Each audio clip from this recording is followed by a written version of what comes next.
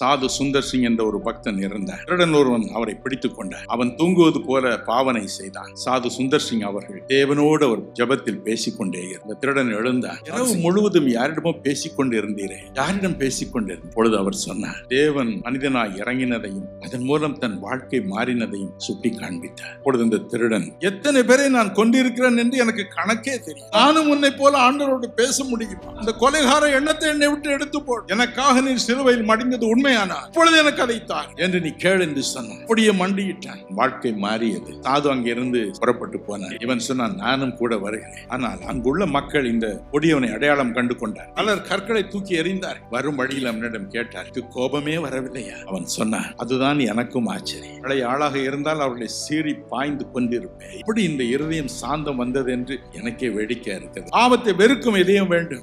கெஞ்சும் ஒவ்வொருவருக்கும் அதை கொடுப்பார். காரணம், அவர் சிலுவையில் அதை சுமந்தார்.